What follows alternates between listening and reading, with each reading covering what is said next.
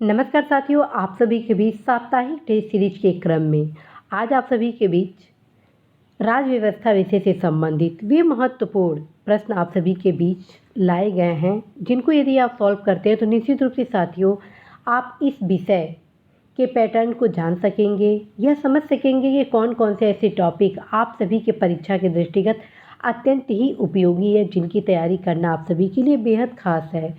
तो आइए जानते हैं आज वे 10 प्रश्न, जिनको यदि आप सॉल्व करते हैं तो किस प्रकार से आपको लाभ होना है। पहला क्वेश्चन है आप सभी के बीच, अखिल भारतीय महासंघ स्थापित करने का प्रावधान शामिल किया गया था। पहला क्वेश्चन है, अखिल भारतीय महासंघ स्थापित करने का प्रावधान शामिल किया गया था।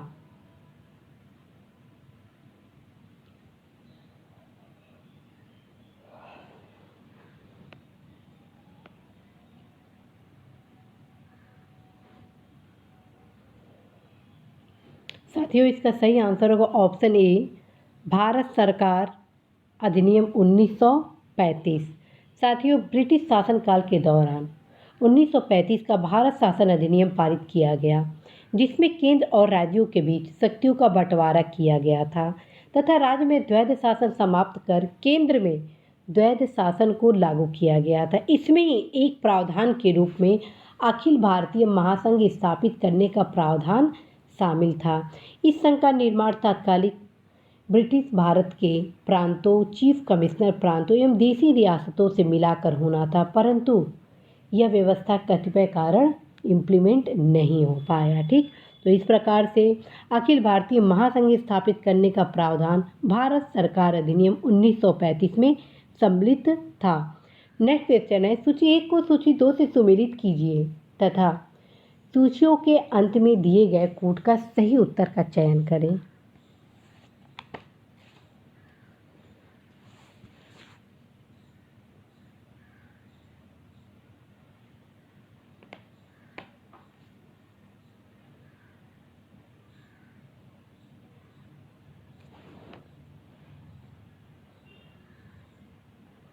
साथियों इसका सही आंसर होगा ऑप्शन सी। इसका सही ऑप्शन होगा ऑप्शन सी, 3, 1, 4, 2। 7वीं अनुसूची विधायी शक्तियों का वितरण है। 8वीं अनुसूची में भाषाएं हैं। 9वीं अनुसूची में कुछ अधिनियमों का विधि मान्यकरण है, भूमि संबंधी सुधार। ठीक, 10वीं अनुसूची में दल परिवर्तन के आधार पर निहरता से संबंधित महत्वपूर्ण प्रावधान है। नेक्स्ट क्वेश्चन है, निम्नलिखित में से कौन से अधिकार भारतीय संविधान के अनुच्छेद 32 के अंतर्गत प्रवर्तित किए जा सकते हैं।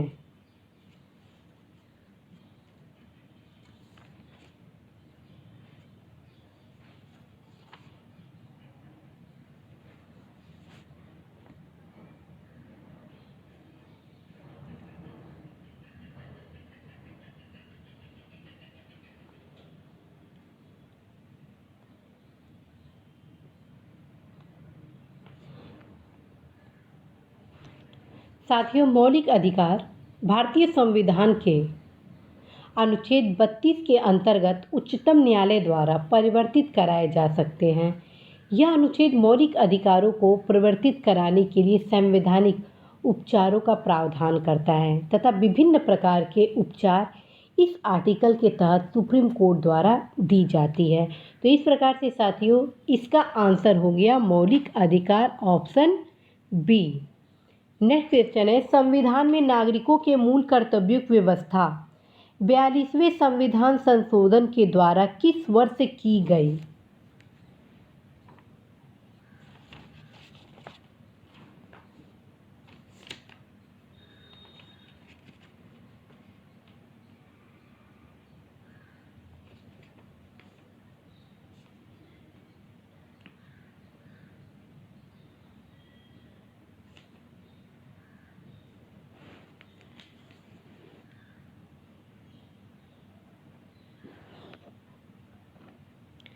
साथियों इसका सही आंसर होगा ऑप्शन ए 1976। और ये ध्यान रखिए जो आपका मूल कर्तव्य है उससे जो सबसे महत्वपूर्ण प्रश्न है 4-5 क्वेश्चन है, उसे यदि आप तैयार कर लेंगे तो निश्चित रूप से मूल कर्तव्य से कोई क्वेश्चन आपका गलत नहीं होने वाला है। पहला, किस समिति की सिफारिश के आधार पर संविधान के भाग 4 क में मूल कर्तव्य जोड़ा गया? ठीक है, तो 68 कमेटी। तो वो कौन सा संविधान संशोधन था? तो यहाँ आप देख रहे हैं 42वां संविधान संशोधन। 42वां संविधान संशोधन कब हुआ? तो 1976 में हुआ। फिर क्वेश्चन आ जाएगा कि 42वें संविधान संशोधन द्वारा मूल कर्तव्य को संविधान के किस आर्टिकल में जोड़ा गया? तो आर्टिकल 51 क में जोड़ा गया। फिर क्वेश्चन ये बनेगा कितने मूल कर्तव्य जोड़े गए? तो 10 मूल कर्तव्य जोड़े गए, एक बाद में जोड़ा गया। इस प्रकार से साथियों वर्तमान में 11 मूल कर्तव्य, और ये भी ध्यान रखें 10 मूल कर्तव्य तो 42वें संविधान संशोधन जोड़ा गया, ठीक, और एक जो लास्ट मूल कर्तव्य था जिससे मूल कर्तव्यों की संख्या बढ़ के 11 हो गई, वो 86वें संविधान संशोधन द्वारा जोड़ा गया। और 86 अमेंडमेंट कब हुआ? वो हुआ 2002 के पश्चात हुआ। तो इस प्रकार साथियों 11 मूल कर्तव्य हैं, और 11 मूल कर्तव्य को भी आप ज़रूर पढ़ लेंगे, क्योंकि कई बार क्वेश्चन आता है कि निम्नलिखित में से कौन सा मूल कर्तव्य भारत में शामिल नहीं किया गया है, या क्वेश्चन आ जाएगा कौन सा मूल कर्तव्य भारत में सम्मिलित है। तो इस प्रकार से आप बहुत ही सहजता के साथ इस टॉपिक से एक भी क्वेश्चन गलत नहीं करेंगे। नेक्स्ट क्वेश्चन है, निम्नलिखित संविधान संशोधनों में से कौन सा एक बताता है कि मंत्रिमंडल में कुल मंत्रियों की संख्या प्रधानमंत्री को सम्मिलित करते हुए लोकसभा के सदस्यों की कुल संख्या के 15% से अधिक नहीं होगी?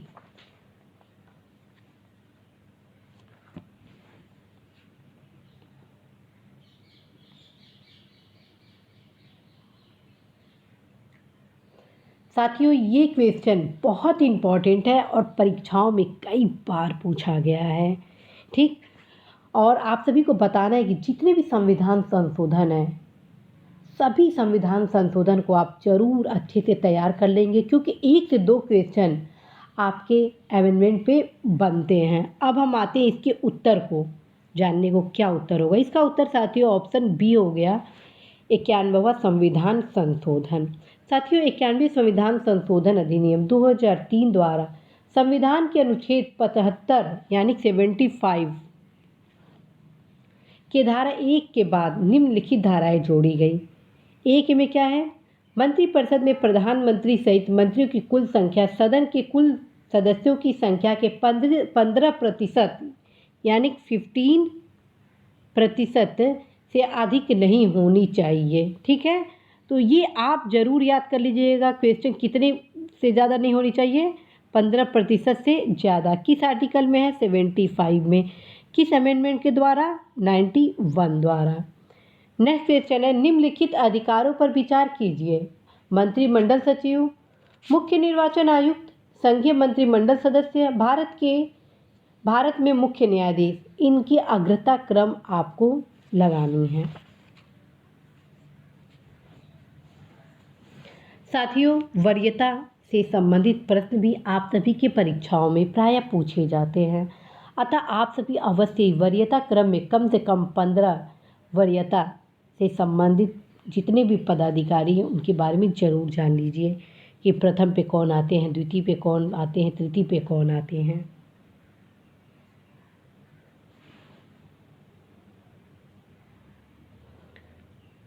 तो साथियों इसका सही आंसर होगा ऑप्शन सी।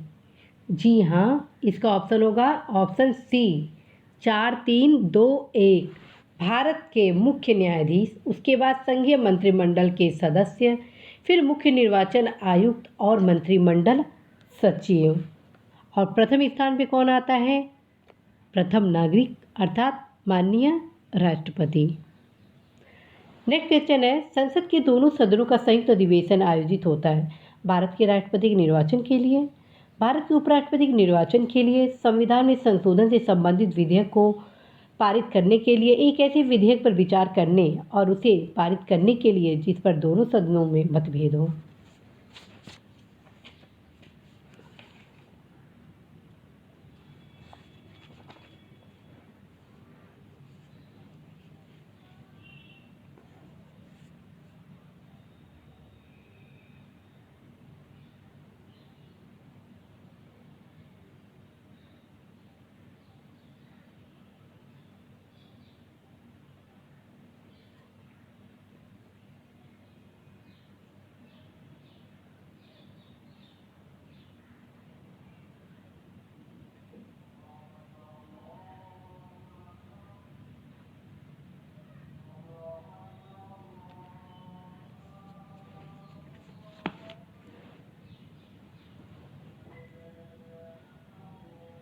साथियों, इसका सही आंसर होगा ऑप्शन डी, अर्थात केवल 4 सही है। ऐसे विधेयक पर विचार करने और उसे पारित करने के लिए जिस पर दोनों सदनों में मतभेद हो। और ये ध्यान रखिए, भारत में संसद के दोनों सदनों की संयुक्त बैठक का प्रावधान संविधान के अनुच्छेद 108 में वर्णित है।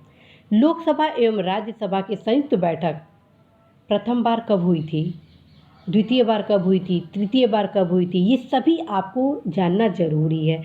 जैसे साथियों, भारत में संसद के दोनों सदनों की संयुक्त बैठक अनुच्छेद 108 में स्वीकृत है।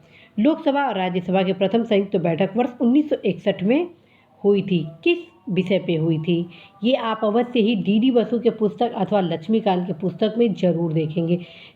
और सबसे महत्वपूर्ण, संयुक्त अधिवेशन को कौन बुलाता है, तो राष्ट्रपति द्वारा बुलाया जाता है। ठीक है, इसकी अध्यक्षता कौन करता है, तो लोकसभा के अध्यक्ष करते हैं। इस प्रकार के क्वेश्चन साथियों इस टॉपिक से पूछे जाते हैं।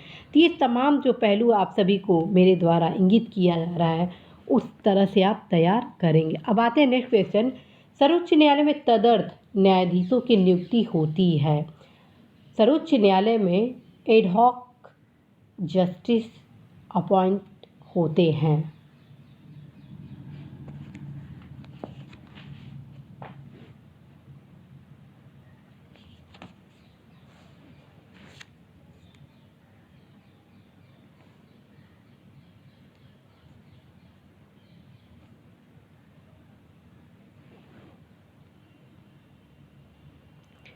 इसका सही आंसर होगा साथियों ऑप्शन डी।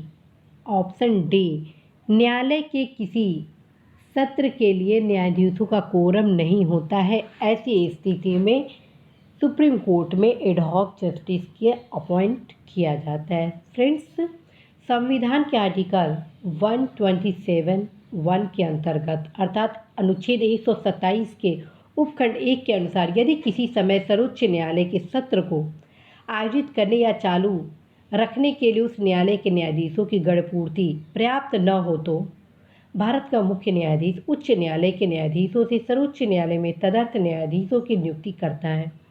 वह ऐसा राष्ट्रपति की पूर्व सहमति एवं संबंधित उच्च न्यायालय के मुख्य न्यायाधीश के परामर्श के बाद करता है। तदर्थ न्यायाधीशों की नियुक्ति संबंधी प्रावधान केवल सर्वोच्च न्यायालय के संदर्भ में है, अन्य न्यायालयों के लिए नहीं है। तो साथियों, इस प्रकार के जितने भी क्वेश्चन आप सभी के परीक्षा के लिए जो कि अत्यंत ही महत्वपूर्ण है, ये आप सभी अवश्य ही ध्यान से पढ़ेंगे। और मेरे द्वारा ऑलरेडी बताया जा चुका है, इस प्रकार के क्वेश्चन आप बेयरेक्ट से पढ़ेंगे, भारतीय संविधान के डी बसु के पुस्तक से पढ़ेंगे अथवा लक्ष्मीकांत के पुस्तक से पढ़ेंगे। नेक्स्ट क्वेश्चन है, राज्य विधानसभा में कोई भी धन विधेयक पुनः स्थापित नहीं किया जा सकता है बगैर। राज्य विधानसभा में कोई भी धन विधेयक पुनः स्थापित नहीं किया जा सकता है बगैर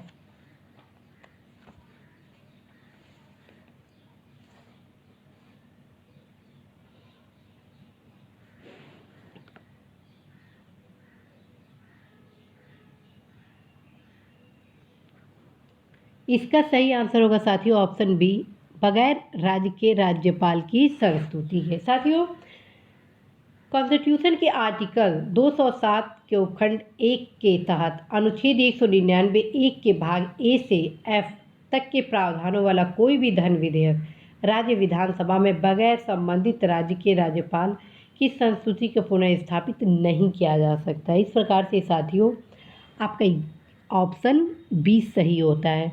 और ये ध्यान रखिए, आर्टिकल 370 371 के संदर्भ में राज्यपाल के क्या अधिकार है, इसको भी आप जरूर आज बेयरेक्ट से देखेंगे।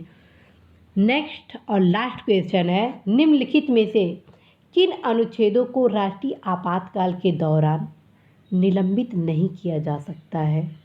निम्नलिखित में से किन अनुच्छेदों को राष्ट्रीय आपातकाल के दौरान निलंबित नहीं किया जा सकता है।